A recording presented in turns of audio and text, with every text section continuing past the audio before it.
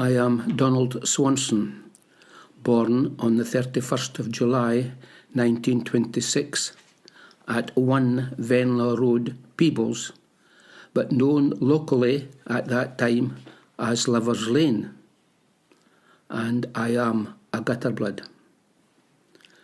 I had two brothers, Willie and Ian. I was the middle brother. A sister had died young before I was born. I spent more time with Willie, my elder brother, for 3 years. By 3 years. They were both taller than me when adults, and both had brown hair, while I had red hair. My father was assistant inspector in the post office. My mother was in service at Kingswood House before she married. I only remember my maternal grandmother, who lived at Coatbridge, and I spent many a holiday with her and later my uncle and aunties. I recall her funeral on a snowy day at Coatbridge, December 1937, and the minister was the Reverend Donald Caskey, who later ran a mission in Marseilles for seamen and British servicemen trying to return to Britain from France, which was occupied by the Germans.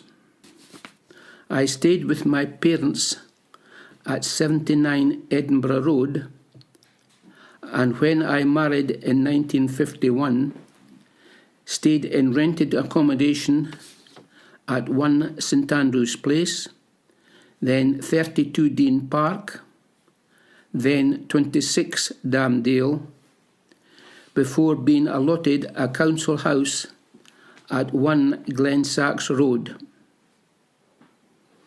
The house at 79 Edinburgh Road was built in 1930, and we were the first tenants. It was heated by coal fire and lit by gas. It had a basic bathroom and was cold during the winter months, and the waste water pipe on the outside wall often froze. My brothers and I slept in a small bedroom, and we were tightly packed. I can only mind going on one family holiday to Portobello. I think the year was 1936, and Portobello had a new swimming bath with a tidal wave. Other holidays were spent with relatives who booked a house normally at Rothsay or Tynebruich. Father and mother were not regular attenders at church on Sunday. The three boys went regular to the railway mission on a Sunday morning and the parish church Sunday school in the afternoon. There was no ball games on a Sunday in these days. I became a member of the church choir and for a time attended to morning and evening church services. We always got Christmas presents and a stocking filled with fruit or sweets. My father was always busy with the post office, and we hardly saw him at Christmas. The family shopped locally for most things, and we boys had a wooden barrow for bringing the messages back home. The cooperative store got good publicity with its dividend paid twice yearly. I was taken to London in 1938 by my uncle and aunts to visit their sister. I met 3 female cousins for the first time. It was exciting to go on the underground, and I remember seeing the dial telephone for the first time. We visited some of the sites in London Buckingham Palace, Parliament and Downing Street. I started at Holyrood School in September 1931, and Miss Benong was the head teacher. There was about 6 classrooms and a very small hall with outside toilets. I went to Kingsland School in 1934. Mr. Scott was the head teacher. The building was on 2 floors and had about 14 classrooms with a large hall, also outside toilets. In 1938, I went to Peebles High School, where Mr. Ritchie was the head teacher or rector. The school had been doubled in size in 1936 and was in good condition, had a large gym with outside playing fields and inside toilets.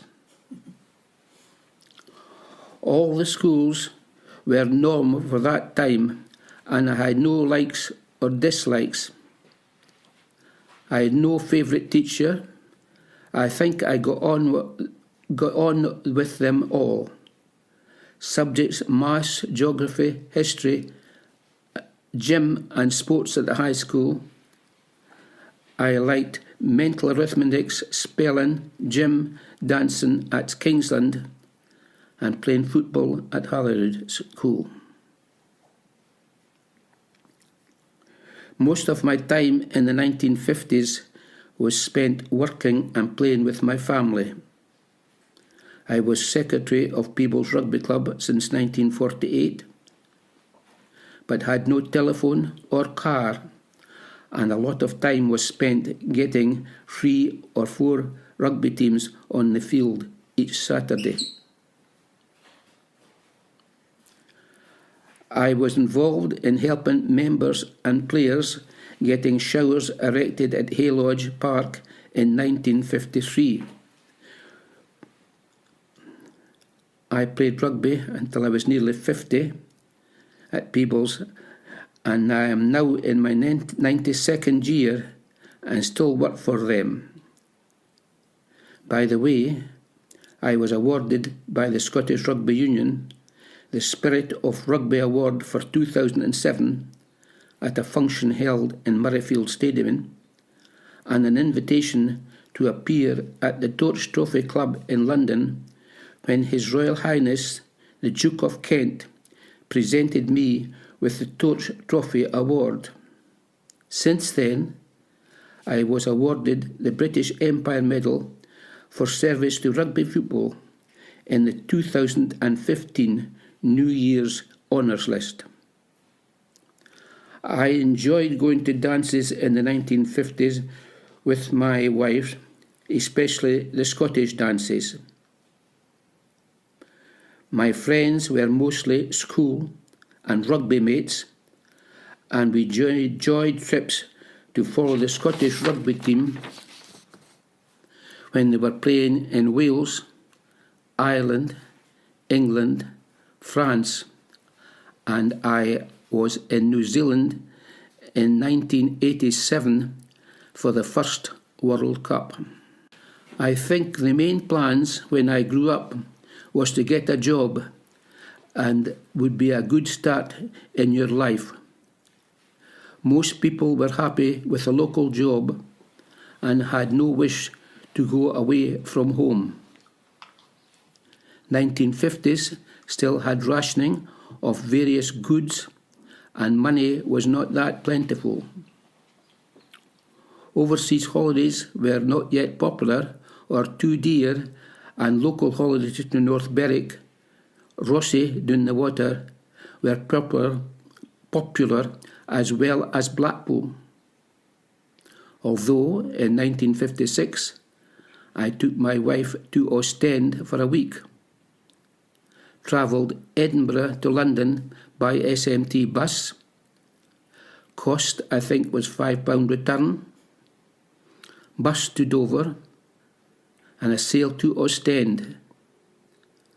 We visited Brussels, Bruges, Zeebrugge, Dunkirk, and some war cemeteries.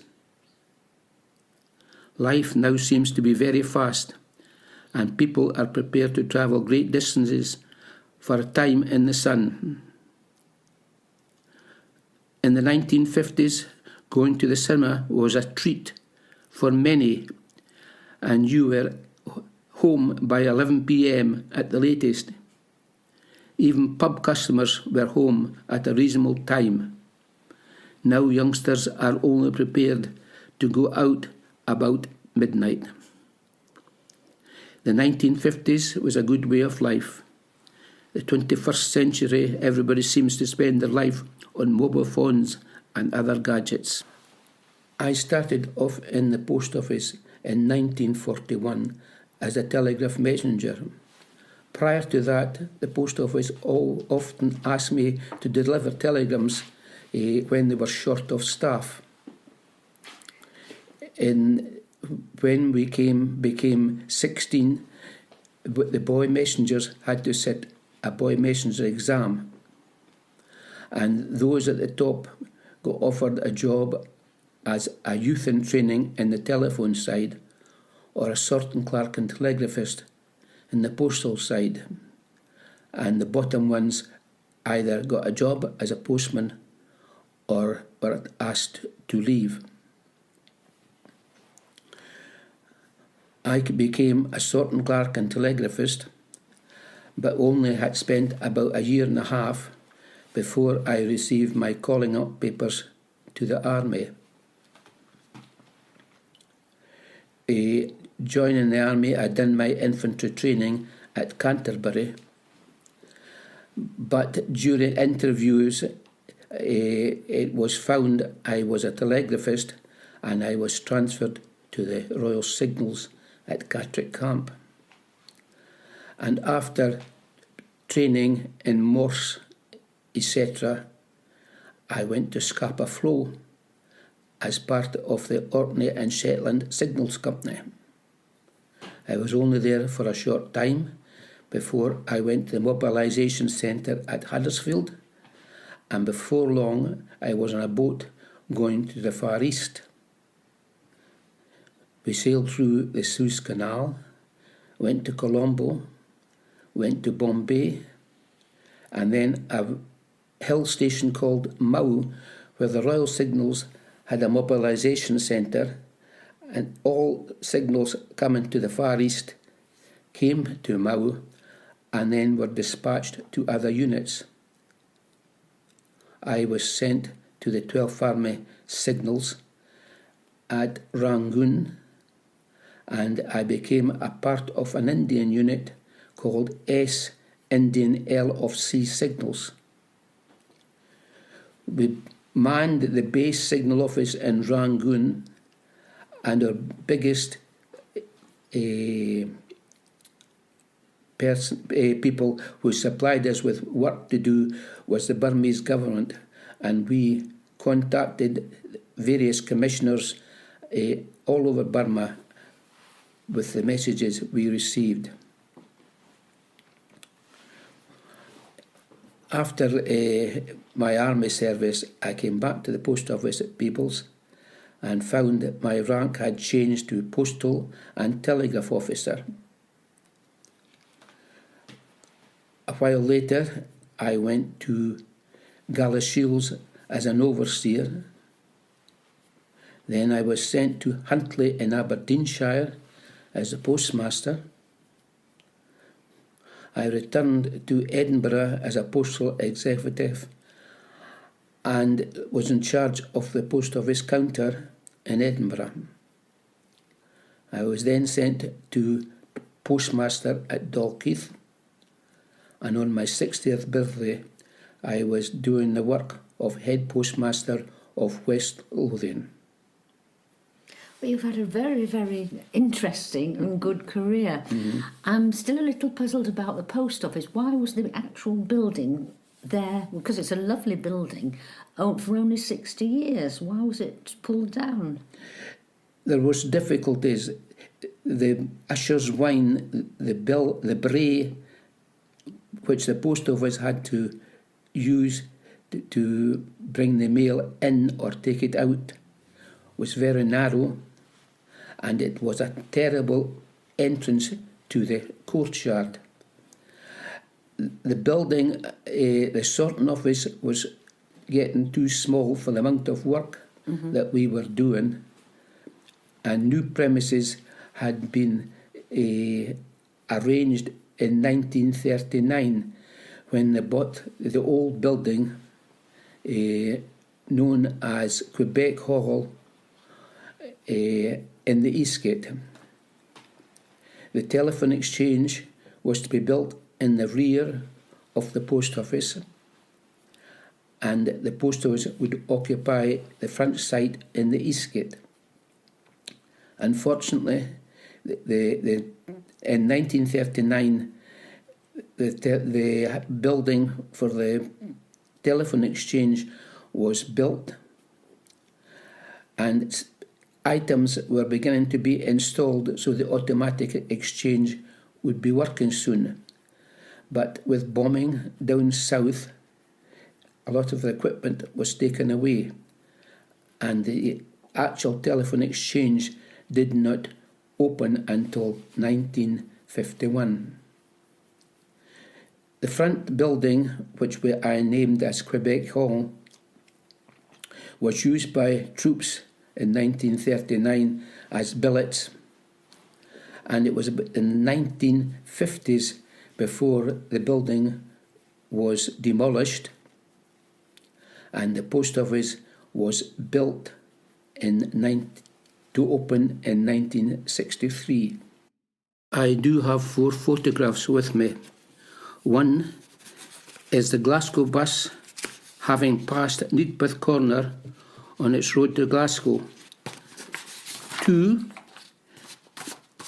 is a railway train on the turntables at Peebles West Station. 3 is a DMU unit which was introduced to Peebles from 1956 to 1962, going to Galashiels. And the last one is a photograph of the Peebles Post Office, built in 1903 and closed in 1963. I'm just looking at this photograph, the old photograph, before the post office was pulled down, the old post office, that is. It's the Beltane Festival, and there's a gentleman in the front leading the parade, dressed as a card. What was his name? His name was Stephen Hout. He appeared each year leading the Beltane procession with a different costume, and was always well worth seeing. And on the photograph here, at the extreme left of the photograph, there's a man in a cap, in a dark cap. Who was he? The first man is Tom Bell. And the next? Is John Clark. Gordon Barr, head postmaster. Frank Bender. Jimmy Gallagher. Postman Jimmy Veach. Donald Swanson. Betty Brown. And then you said... My brother can just be seen between the 2 bandsmen. Can you tell me, Donald, what year did you get married? I got married in 1951. And how many family children did you have? I had Elizabeth in 1951, John in 1953, Pat 55, Caroline 57, and Laura was 1963. Lovely. So you've been very busy, and your life in the post office, as you've told us, was very, very busy also. What sort of equipment did you have in your married life? I mean, washing machines, vacuum cleaners? We had a washing machine very quickly. I remember asking a local firm to find out what washing machines were available. They were still very scarce in these days. And he showed me one or two pamphlets, and I said, will you find out? And he said, yes. After about a month, I think, I went back to him. I says, have you got the information for me? He says, no, I didn't bother because I didn't think he could afford it. What an attitude. But a few days later, my wife and I were in Edinburgh, and we were on Shanwick Place, where my wife looked up and saw washing machines about 3 or 4 stories higher. And we made inquiries and asked the gentleman in charge when he could supply them. He said we could do it that night, and we had a washing machine there and then. That's wonderful. Your wife must have been absolutely delighted with a large family to have a washing machine. And what about television? Again, luckily, I think it was her dad maybe bought a television set for us. It was a Murphy, only 12-inch. And as I looked after the wireless and television licenses, we were number 6 for Peebles. That's amazing. And I gather you would watch sport on the television? We watched, there wasn't much sport on television. It was more programmes like This Is Your Life and things like that. Mm-hmm. And there was only one channel, BBC. I can't remember when ITV started, but it was some time later. Yes. Did you have your television in time for the coronation or not? I had the television in time for the coronations, and the post office had actually sent me to work in Girvan for a month to cover a vacancy, and my wife was at home with the children, and she had many visitors sitting watching the coronation. Yes, yes. So to sum up, in the 50s, what did you think? Did you think it was the fabulous 50s, or was it a hard-working, getting the money in sort of 50s for you, or how did it affect you? Well, it was hard because money was very tight. But I just made go of what was happening. My great love was playing rugby, running a rugby club, doing various things, and I just enjoyed playing as much rugby as possible. So I didn't think too much else that was going on. I enjoyed going to various dances, especially the Scottish country dances. And where were these dances held? Oh, they could be the Minden Hotel, which is now the Park Hotel. They could be held in the Tontine Hotel. They could be held in the County Hotel. Mm-hmm. And even just at the Drill Hall. And at Belton time, the Parish Church Hall was a favourite because that's where the Scottish country dance was held on a Friday night of Belton week.